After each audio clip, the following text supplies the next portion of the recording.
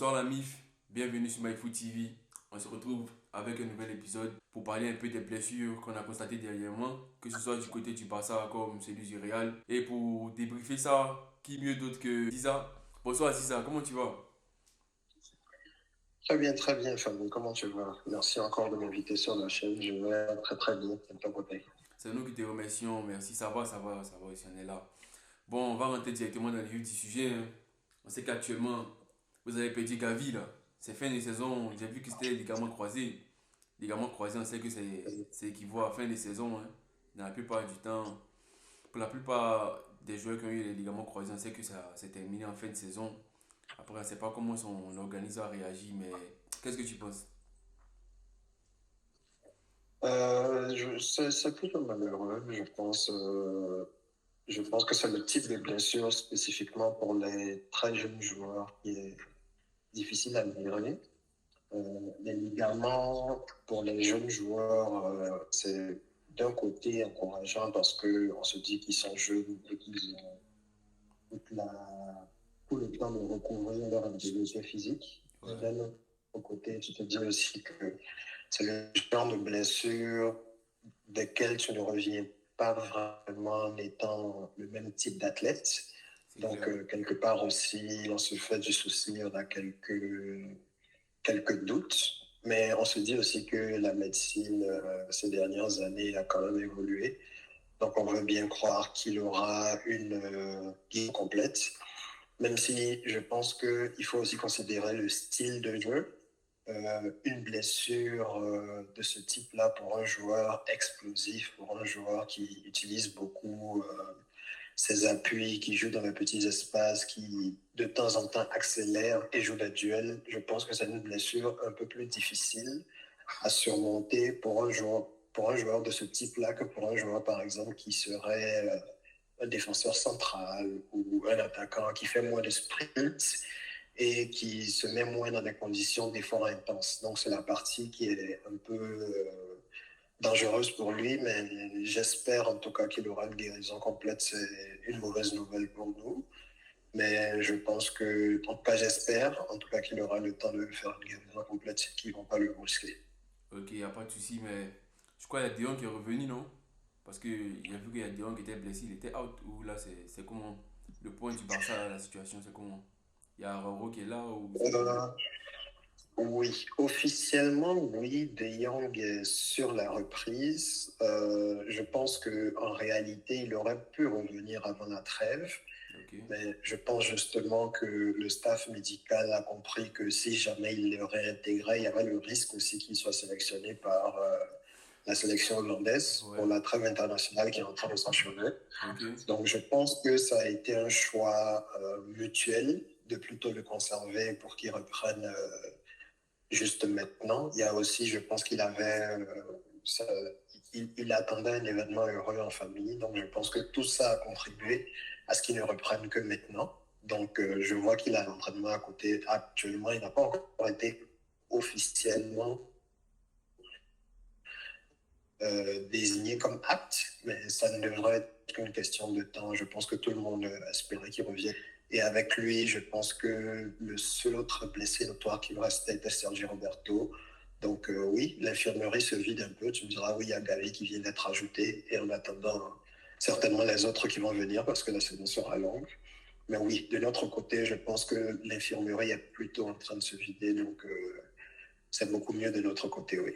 Ok, bon. La dernière fois, tu me disais que Roméo, son apport, c'était. Son utilité dans le jeu du Barça, c'était avec la présence de De Jong. Et on sait qu'il y a Mhm. Gavi qui est un joueur qui n'est pas forcément technique, mais qui est vraiment qui fait les efforts défensifs, qui gêne le porteur du ballon et tout. Maintenant qu'il n'est pas là, moi je me dis en tant que Madrilène, j'ai regardé le match du Barça, mais je pense que Robéo est capable de jouer ce rôle-là. Qu'est-ce que tu penses? Tu veux dire jouer le rôle de Gavi? Ouais, le rôle de Gavi, pas, parce que Gavi jouait un peu. Je te vois venir. Quand je dis le rôle de Gavi, pas il va dépanner sur l'aile droite comme le faisait Gavi souvent, mais dans le pressing, sur le porteur du ballon et l'agressivité dans le jeu, je pense que Roméo peut compenser la blessure de Gavi, hein. Ou toi, qu'est-ce que tu en penses? Qu'est-ce que tu en penses? Déjà, je pense que Gavi fait partie de ces joueurs-là qui est pour le coup assez polyvalent et je pense que ça joue un peu contre lui parce qu'on a l'impression justement, comme tu l'as dit, que c'est un joueur qui est moins technique Ok. et qui a moins cette capacité à jouer dans les petits espaces. Je ne pense pas que c'est un joueur qui n'est pas technique, bien au contraire.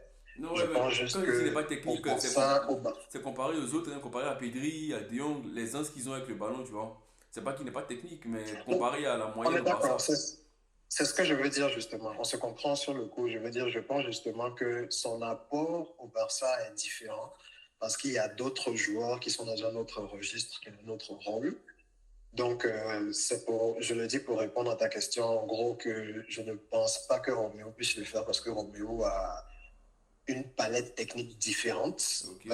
Je pense que ce qu'il sait faire est un peu différent. Il est plus porté sur la récupération de la balle Mhm. et sur un peu sa qualité, en même temps son défaut justement, c'est d'être un joueur rigide. C'est que c'est un joueur qui ne bouge pas beaucoup, qui reste dans le rond central, que ce soit offensivement comme défensivement, et qui apporte cette rigidité-là à la formation qui est un peu nécessaire dans le système de Xavi pour vraiment être la sentinelle défensive. Ok. Surtout, encore plus quand tu as des latéraux aussi offensifs que Cancelo ou Baldé. Donc, oui, je pense qu'avec le retour de Frankie de Jong, Romeo devrait être capable de tenir beaucoup mieux son rôle parce que Frankie de Jong peut gérer le volet offensif de la créativité du milieu de terrain et il pourra se consacrer uniquement au volet défensif parce que même quand il fallait faire des passes longues, quand il fallait faire des passes qui cassent les lignes, on voyait que c'était plus Christensen ou même Inigo Martinez qui devait porter le ballon et apporter cette solution-là parce que Roméo, même lui, ne s'en sortait pas. Donc, Ok. Frankie de Jong, quand il est sur le terrain, se charge vraiment de cette partie créativité-là dont je pense. Il revient certainement, il revient d'une grosse blessure, donc je pense que ça va lui peut-être prendre quelques matchs, mais je pense qu'il sera en mesure de tenir son rôle et qu'on verra un Roméo beaucoup plus utile à l'équipe. Maintenant, je ne pense pas qu'on ait quelqu'un dans l'effectif qui peut faire du Gavi, en tout cas, pas en termes Ouais. d'intensité, pas en termes de pressing. Je pense que Fermin Lopez est un bon profil en termes d'explosivité, Ouais. mais il n'a pas non plus la grinta de Gavi, il n'a pas le corps de Gavi parce que Gavi a énormément d'endurance. Et je pense que quelque part, c'est peut-être un avantage pour l'équipe parce qu'ils vont devoir plus presser en équipe. Ils vont devoir trouver une solution d'équipe et pas juste demander à un joueur de récupérer le rôle. Et je pense que pour l'équipe en général, c'est peut-être plus bénéfique parce que ces dernières semaines, je trouve que le pressing en général est très très mal ficelé. L'équipe se mange des sorties de balles de n'importe quelle équipe qui a une quelconque maîtrise et capacité de sortir des ballons de sa défense. Ok. Il n'y a pas de souci, il n'y a pas de souci. Moi, c'est ce que je me disais, hein. Je me disais que maintenant que Gavi n'est plus là, il y a Lopez et Romeo qui auront leur chance dans l'effectif. Voilà, et Mm. pourquoi pas changer de tactique avec Gavi, avec Xavi plutôt. Pourquoi ne pas changer de système de jeu et essayer, voilà, d'intégrer Romeo